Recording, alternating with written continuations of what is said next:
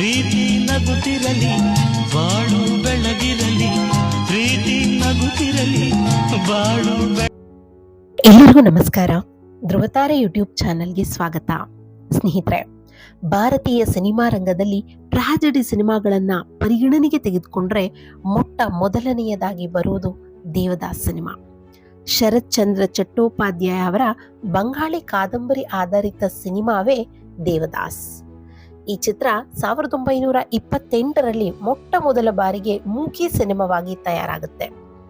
ತದನಂತರ ಬಂಗಾಳಿ, ಅಸ್ಸಾಮಿ, ತೆಲುಗು, ಹಿಂದಿ, ಉರ್ದು, ತಮಿಳು, ಮಲಯಾಳಂ ಹೀಗೆ ಭಾರತದ ಅನೇಕ ಭಾಷೆಗಳಲ್ಲಿ ನಿರ್ಮಾಣವಾಗುತ್ತೆ ಈ ಸಿನಿಮಾ. ಅದರಲ್ಲೂ ವಿಶೇಷವಾಗಿ ಹಿಂದಿಯಲ್ಲಿ ದಿಲೀಪ್ ಕುಮಾರ್, ತೆಲುಗಿನಲ್ಲಿ ಅಕ್ಕಿನೇನಿ ನಾಗೇಶ್ವರ ರಾವ್ ದೇವದಾಸ್ ಪಾತ್ರಕ್ಕೆ ಕೇರ್ ಆಫ್ ಅಡ್ರೆಸ್ ಆಗಿಬಿಟ್ಟಿದ್ರು. ಇಂತಹ ಸಿನಿಮಾ ಕನ್ನಡಕ್ಕೆ ರೀಮೇಕ್ ಆಗಲೇ ಇಲ್ಲ. ಬದಲಾಗಿ 1984ರಲ್ಲಿ ದೇವದಾಸ್ ಅಂತಹ ಒಂದು ಸಿನಿಮಾ ಕನ್ನಡದಲ್ಲಿ ತಯಾರಾಯಿತು. ಆ ಸಿನಿಮಾ ಮತ್ತಾವುದೂ ಅಲ್ಲ, ನಿಮ್ಮೆಲ್ಲರ ಸಾಹಸ ಸಿಂಹ ಡಾಕ್ಟರ್ ವಿಷ್ಣುವರ್ಧನ್ ಅಭಿನಯದ ಬಂಧನ ಸಿನಿಮಾ. ಸ್ನೇಹಿತರೆ, ಕನ್ನಡ ಸಿನಿಮಾ ಇತಿಹಾಸದಲ್ಲೇ ದೇವದಾಸ್ ಚಿತ್ರದಂತೆ ಕ್ಲಾಸ್ ಟ್ರಾಜಿಡಿ ಸಿನಿಮಾವನ್ನ ಕೊಟ್ಟಂತಹ ಕೀರ್ತಿ ರಾಜೇಂದ್ರ ಸಿಂಗ್ ಬಾಬು ಹಾಗೂ ವಿಷ್ಣುವರ್ಧನ್ ರವರ ಜೋಡಿಗೆ ಸಲ್ಲುತ್ತೆ. ಈ ದಿನ ಬಂಧನ ಚಿತ್ರದ ಬಹಳಷ್ಟು ಸ್ವಾರಸ್ಯಕರ ಮಾಹಿತಿಗಳನ್ನ ಹಂಚ್ಕೊಳ್ತೇನೆ. ಅದಕ್ಕೂ ಮೊದಲು ಧ್ರುವತಾರೆ ಯೂಟ್ಯೂಬ್ ಚಾನೆಲ್ನ ಸಬ್ಸ್ಕ್ರೈಬ್ ಮಾಡ್ಕೊಳ್ಳಿ, ಹಾಗೆ ವಿಡಿಯೋನ ಸ್ಕಿಪ್ ಮಾಡದೆ ಪೂರ್ತಿಯಾಗಿ ನೋಡಿ. ಸ್ನೇಹಿತರೆ, ಬಂಧನ ಚಿತ್ರ ಮೂಲತಃ ಕಾದಂಬರಿಗಾರ್ತಿ ಉಷಾ ನವರತ್ನರಾಮ್ ಅವರ ಬಂಧನ ಕಾದಂಬರಿ ಆಧಾರಿತ ಚಿತ್ರ ಇದು. ಹಾಗೆ ಈ ಒಂದು ಕಾದಂಬರಿಯನ್ನ ನಿರ್ದೇಶಕ ಹಾಗೂ ನಿರ್ಮಾಪಕರಾದಂತಹ ರಾಜೇಂದ್ರ ಸಿಂಗ್ ಬಾಬುರವರು ಓದ್ತಾರೆ. ತದನಂತರ ಈ ಸಿನಿಮಾವನ್ನ ಕನ್ನಡದಲ್ಲಿ ಈ ಸಿನಿಮಾವನ್ನ ಮಾಡಬೇಕು, ಈ ಕಾದಂಬರಿಯನ್ನ ಸಿನಿಮಾವಾಗಿ ಮಾಡಬೇಕು ಅಂತ ಹೇಳಿ ಅಂದ್ಕೊಳ್ತಾರೆ. ಹಾಗೆ ಈ ಸಿನಿಮಾ ಕನ್ನಡದಲ್ಲಿ ದೇವದಾಸ್ ಸಿನಿಮಾದಂತೆಯೇ ಒಂದು ಕ್ಲಾಸಿಕ್ ಸಿನಿಮಾ ಆಗುತ್ತೆ ಅಂತ ಹೇಳಿ ಆಗ್ಲೇ ಅವರು ಅನ್ಕೊಳ್ತಾರೆ. ಅದಕ್ಕೆ ತಕ್ಕ ಜೋಡಿಯ ಅನ್ವೇಷಣೆಯನ್ನು ಕೂಡ ಮಾಡ್ತಾರೆ. ಸಿನಿಮಾಗೆ ಪಾತ್ರದ ಅನ್ವೇಷಣೆಯನ್ನ ಮಾಡ್ತಾರೆ. ಮೊದಲಿಗೆ ಅವರ ಮನಸ್ಸಿಗೆ ಬರುವಂತದ್ದು ಅನಂತ್ನಾಗ್ ಮತ್ತು ಲಕ್ಷ್ಮಿಯವರ ಜೋಡಿ. ಈಗಾಗಲೇ ಆ ಜೋಡಿ ಇಡೀ ಕನ್ನಡ ಚಿತ್ರರಂಗದ ಮನಸ್ಸಿನಲ್ಲಿ ಒಂದು ದೊಡ್ಡ ಜೋಡಿಯಾಗಿ ಮನೆ ಮಾಡಿತ್ತು. ಆದರೆ ಅವರಿಬ್ಬರ ಕಾಲ್ ಶೀಟ್ ಕೂಡ ಸಿಗದಂತ ಕಾರಣ ಅವರು ಆಗ ಆಕ್ಷನ್ ಸ್ಟಾರ್ ಆಗಿದ್ದಂತಹವರು, ಮಾಸ್ ಮತ್ತು ಆಕ್ಷನ್ ಇಮೇಜ್ನ ಹೊಂದಿದಂತಹ ವಿಷ್ಣುವರ್ಧನ್ ರವರನ್ನ ಈ ಕತೆಗೆ ನಾಯಕನನ್ನಾಗಿ ಆಯ್ಕೆ ಮಾಡಿಕೊಂಡ್ರು. ಹಾಗೆ ಸಿನಿಮಾದ ಬಹಳಷ್ಟು ಮಂದಿ ಅನ್ಕೊಂಡ್ರು ರಾಜೇಂದ್ರ ಸಿಂಗ್ ಬಾಬುರವರ ನಿರ್ಧಾರ ತಪ್ಪಾಗಿದೆ. ಆಕ್ಷನ್ ಸಿನಿಮಾಗಳ ಇಮೇಜ್ ಹೊಂದಿರುವಂತಹ ವಿಷ್ಣುವರ್ಧನ್ ರವರನ್ನ ಈ ರೀತಿ ರೊಮ್ಯಾಂಟಿಕ್ ಪಾತ್ರದಲ್ಲಿ, ಭಗ್ನ ಪ್ರೇಮಿಯ ಪಾತ್ರದಲ್ಲಿ ಹೀಗೆ ತಾನೇ ತೋರಿಸೋದಕ್ಕಾಗತ್ತೆ, ಇವರು ಈ ಒಂದು ಚಿತ್ರಕ್ಕೆ ಮ್ಯಾಚ್ ಆಗಲ್ಲ, ಸೂಟ್ ಆಗಲ್ಲ ಅಂತ ಹೇಳಿ ಮಾತನಾಡ್ತಾರೆ. ಆದರೆ ವಿಷ್ಣುವರ್ಧನ್ ರವರು ಈ ಎಲ್ಲರ ನಂಬಿಕೆಗಳನ್ನ ಅಥವಾ ಅವರೆಲ್ಲರ ಒಂದು ಒಪಿನಿಯನ್ ಏನಿತ್ತು ಆ ಒಪಿನಿಯನ್ನ ತಮ್ಮ ನಟನೆಯ ಮೂಲಕ ಬದಲಾಯಿಸಿಬಿಡ್ತಾರೆ. ಹಾಗೆ ರಾಜೇಂದ್ರ ಸಿಂಗ್ ಬಾಬುರವರ ಆಯ್ಕೆ ನಿಜಕ್ಕೂ ಕೂಡ ಅದು ಪರ್ಫೆಕ್ಟ್ ಆಗಿತ್ತು ಅಂತ ಹೇಳ್ಬೋದು. ಆಗ ವಿಷ್ಣುವರ್ಧನ್ ರವರು ಸಿನಿಮಾಗೆ ಆಯ್ಕೆ ಆಗ್ತಾರೆ. ನಂತರ ನಾಯಕಿಯ ತಲಾಶೆ ನಡೆಯುತ್ತೆ. ಮೊದಲಿಗೆ ಆರತಿಯವರನ್ನ ಈ ಒಂದು ಸಿನಿಮಾಗೆ ನಾಯಕಿ ಅಂತ ಗುರುತಿಸ್ತಾರೆ. ಆದರೆ ಅವರ ಕಾಲ್ ಶೀಟ್ ಸಿಗದಂತ ಕಾರಣ ಇವರು ಮತ್ತೋರ್ವ ನಾಯಕಿಗೆ, ಅಂದ್ರೆ ಮತ್ತೆ ಬೇರೆ ನಾಯಕಿಗೆ ಆಯ್ಕೆಯನ್ನ ಅನ್ವೇಷಣೆ ಮಾಡುವ ಸಂದರ್ಭದಲ್ಲಿ ಬೆಂಕಿಯಲ್ಲಿ ಅರಳಿದ ಹೂ ಸಿನಿಮಾದ ನಾಯಕಿ ಸುಹಾಸಿನಿರವರು. ಇವರು ಕಮಲ್ ಹಾಸನ್ ರವರ ಅಣ್ಣ ಚಾರು ಹಾಸನ್ ರವರ ಮಗಳು ಸುಹಾಸಿನಿ. ಕನ್ನಡದಲ್ಲಿ ಬೆಂಕಿಯಲ್ಲಿ ಹರಳಿದ ಹೂ ಸಿನಿಮಾದಲ್ಲಿ ಮಾಡಿರ್ತಾರೆ. ಹಾಗೆ ಇವರ ಗೆಳತಿಯ ಪಾತ್ರದಲ್ಲಿ ರಾಜೇಂದ್ರ ಸಿಂಗ್ ಬಾಬುರವರ ತಂಗಿ ವಿಜಯಲಕ್ಷ್ಮಿ ಸಿಂಗ್ ಅಭಿನಯಿಸಿರ್ತಾರೆ. ಇವರಿಬ್ರು ಕೂಡ ಬೆಂಗಳೂರಿಗೆ ಬಂದಂತ ಸಂದರ್ಭದಲ್ಲಿ ರಾಜೇಂದ್ರ ಸಿಂಗ್ ಅವರನ್ನ ಮೀಟ್ ಆಗ್ತಾರೆ. ಆ ಸಂದರ್ಭದಲ್ಲಿ ಇವರ ತಲೆಗೆ ಬಂದ್ಬಿಡುತ್ತೆ, ಇವರನ್ನೇ ನಾಯಕಿಯನ್ನಾಗಿ ಮಾಡಬೇಕು, ಸುಹಾಸಿನಿಯನ್ನೇ ನಾಯಕಿಯನ್ನಾಗಿ ಮಾಡ್ಬಿಡ್ಬೇಕು ಅಂತ ಹೇಳ್ತಾರೆ. ಹಾಗೆ ಅವರನ್ನ ಒಪ್ಪಿಸ್ತಾರೆ. ಕೇಳ್ತಾರೆ, ನಂದಿನಿ ಪಾತ್ರವನ್ನ ನೀವೇ ಮಾಡಬೇಕು ಅಂತ. ಬಂಧನದಲ್ಲಿ ಆ ಒಂದು ಪಾತ್ರದ ಹೆಸರು ನಂದಿನಿ, ಹೀರೋಯಿನ್ದು, ಅದನ್ನ ಹೇಳ್ತಾರೆ. ಇತ್ತ ಸುಹಾಸಿನಿಯವರಿಗೆ ಬಹಳಷ್ಟು ಖುಷಿ, ಸಂತೋಷ, ಸಂಭ್ರಮ. ಯಾಕಂದ್ರೆ ವಿಷ್ಣುವರ್ಧನ್ ರವರ ನಾಗರಹಾವು ಸಿನಿಮಾವನ್ನ ಅವರು ಚಿಕ್ಕಂದಿನಲ್ಲಿ ನೋಡಿದ್ರು. ಆ ಒಂದು ಸಿನಿಮಾ ಅವರಿಗೆ ಬಹಳಷ್ಟು ಖುಷಿಯನ್ನ ಕೊಟ್ಟಿತ್ತು. ಹಾಗೆ ಆ ಒಂದು ಆಂಗ್ರಿ ಲುಕ್ ಕೂಡ ಇಷ್ಟ ಆಗಿತ್ತು. ಈಗ ಅಂತ ದೊಡ್ಡ ನಾಯಕನೊಟ್ಟಿಗೆ ನಾನು ನಟಿಸ್ತೀನಿ ಅಂದ್ರೆ ಅವ್ರಿಗೆ ಬಹಳಷ್ಟು ಖುಷಿ. ಅವರ 3ನೇ ಸಿನಿಮಾವೇ ವಿಷ್ಣುವರ್ಧನ್ರ ಬಂಧನ ಸಿನಿಮಾ. ಆಕೆ ಖುಷಿ ಲವಲವಿಕೆಯಿಂದ ಒಪ್ಕೊಳ್ತಾರೆ. ಈಗ ಸಿನಿಮಾದ ಎರಡನೇ ನಾಯಕ, ಹಾಗೆ ಆ ಪಾತ್ರದಲ್ಲಿ ಒಂದಷ್ಟು ಖಳನಾಯಕನ ಪಾತ್ರವೂ ಇತ್ತು, ನೆಗೆಟಿವ್ ಶೇಡ್ ಹೊಂದಿದಂತಹ ಪಾತ್ರ ಅದು. ಆ ಪಾತ್ರಕ್ಕೆ ಅಂಬರೀಷ್ ರವರನ್ನ ಆಯ್ಕೆ ಮಾಡ್ತಾರೆ. ಆದರೆ ಅಂಬರೀಷ್ ರವರು ಆಗಾಗಲೇ ಅಂಥ ಸಿನಿಮಾವನ್ನ ಮಾಡಿ ದೊಡ್ಡ ಮಟ್ಟಿಗೆ ಕರ್ನಾಟಕದಲ್ಲಿ ಫೇಮಸ್ ಆಗಿರ್ತಾರೆ. ಆ ಪಾತ್ರವನ್ನ ಅವರು ನಿರಾಕರಿಸ್ಬಿಡ್ತಾರೆ. ಆಗ ಆ ಸ್ಥಾನಕ್ಕೆ ಬಂದದ್ದೇ ಜೈ ಜಗದೀಶ್ ರವರು. ಹೀಗೆ ಪಾತ್ರಗಳಾಗುತ್ತೆ, ಸಿನಿಮಾ ಕೂಡ ತಯಾರಾಗುತ್ತೆ. ಹಾಗೆ ಸಿನಿಮಾದಲ್ಲಿ ಆ ಕಾದಂಬರಿಯೊಳಗಿನ ಆ ಒಂದು ಪಾತ್ರಗಳಿಗೆ ನಿಜಕ್ಕೂ ಕೂಡ ಜೀವ ತುಂಬುತ್ತಾರೆ.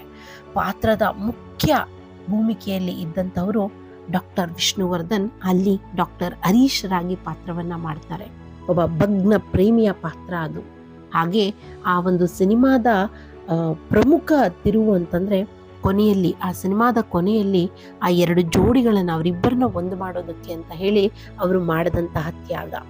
ಹಾಗೆ ಈ ಸಿನಿಮಾ ರಿಲೀಸ್ ಆದಂಥ ಸಂದರ್ಭದಲ್ಲಿ 1984ರಲ್ಲಿ ಸಿನಿಮಾ ರಿಲೀಸ್ ಆಗುತ್ತೆ. ಸಿನಿಮಾ 25 ಥಿಯೇಟರ್ಗಳಲ್ಲಿ 25 ವಾರ ಓಡುತ್ತೆ ಸಿನಿಮಾ. ಆ ಸಂದರ್ಭಕ್ಕೆ ಈ ಸಿನಿಮಾ ಒಂದು ರೆಕಾರ್ಡ್ ಅನ್ನ ಮಾಡುತ್ತೆ. ಬಹುಶಃ ಡಾಕ್ಟರ್ ರಾಜ್ಕುಮಾರ್ ಅವರ ಬಂಗಾರದ ಮನುಷ್ಯ ಸಿನಿಮಾ ಆದ ನಂತರ ಸುಮಾರು 469 ದಿನಗಳ ಕಾಲ ಒಂದೇ ಥಿಯೇಟರ್ನಲ್ಲಿ ಓಡಿದಂತಹ ಸಿನಿಮಾ ಬಂಧನ. ಅಣ್ಣವರ ಸಿನಿಮಾ ಈಗಾಗಲೇ ಬಹಳಷ್ಟು ದಾಖಲೆಗಳನ್ನ ಮಾಡಿತ್ತು. ಆನಂತರ ಅಣ್ಣವರ ಮುಂದಿನ ಸ್ಥಾನವನ್ನ ತುಂಬುವಂಥದ್ದು ನಟ ಬಂದದ್ದು ಅಂದ್ರೆ ವಿಷ್ಣುವರ್ಧನ್ ರವರು. ಅವರ ಬಂಧನ ಸಿನಿಮಾ 469 ದಿನಗಳ ಕಾಲ ಓಡುತ್ತೆ.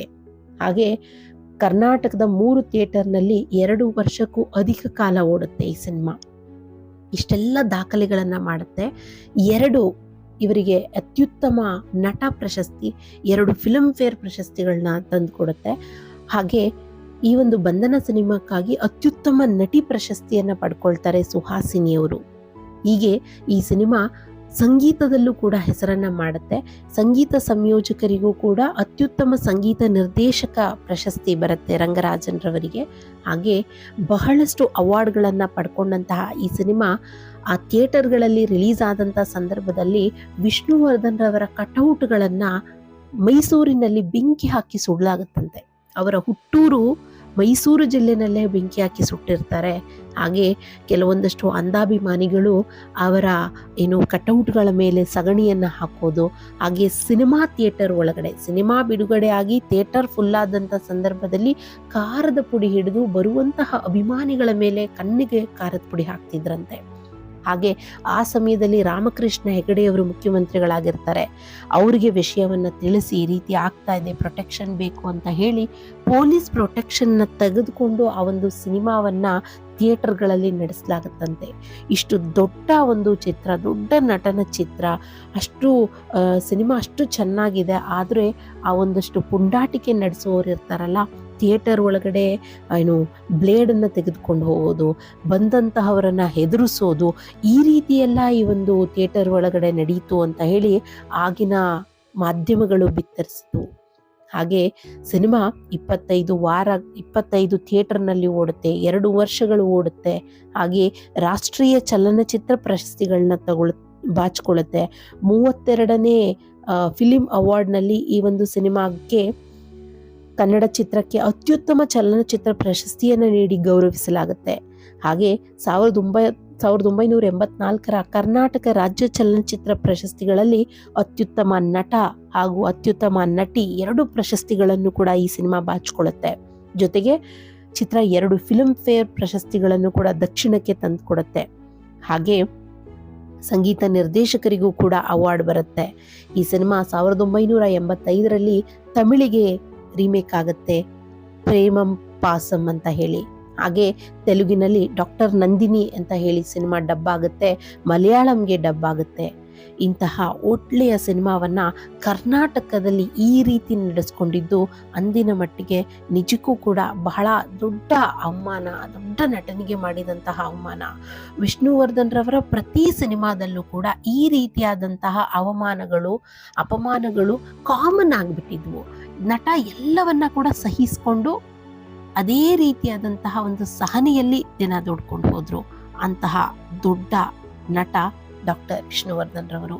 ಅವರ ಬಂಧನ ಸಿನಿಮಾ ಜನಮಾನಸದಲ್ಲಿ ಹಾಸುಹೊಕ್ಕಾಗಿರುವಂತು. ಯಾರು ಕೂಡ ಈ ಸಿನಿಮಾವನ್ನು ಮರೆಯೋ ಹಾಗೆ ಇಲ್ಲ. ಇನ್ನೂ ಯಾರಾದರೂ ಈ ಬಂಧನ ಸಿನಿಮಾವನ್ನು ನೋಡಿಲ್ಲ ಅಂದರೆ ಆ ಸಿನಿಮಾವನ್ನು ದಯವಿಟ್ಟು ನೋಡಬೇಕು.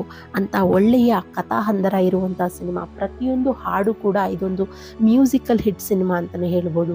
101 ನೆನಪು ಆಗಿರ್ಬೋದು, ಈ ಬಂಧನ ಆಗಿರ್ಬೋದು, ಒಂದಕ್ಕಿಂತ ಒಂದು ಹೃದಯಕ್ಕೆ ಮುಟ್ಟುವಂತಹ ಒಂದು ಹಾಡುಗಳನ್ನು ಹಾಗೆ ಕಥೆಯನ್ನು ಕೊಟ್ಟಿದ್ದಾರೆ ಡಾಕ್ಟರ್ ರಾಜೇಂದ್ರ ಸಿಂಗ್ ಅವರು. ನಿಜಕ್ಕೂ ಕೂಡ ಸಿನಿಮಾ ಬಹಳ ಅತ್ಯುತ್ತಮವಾದಂಥ ಸಿನಿಮಾ ಅಂತ ಹೇಳ್ತಾ ವಿಷ್ಣುವರ್ಧನ್ ಅವರನ್ನು ನೆನೆಯುತ್ತಾ ಈ ಒಂದು ಸಂಚಿಕೆಯನ್ನು ಮುಗಿಸ್ತೀವಿ. ಎಲ್ಲರಿಗೂ ಧನ್ಯವಾದಗಳು.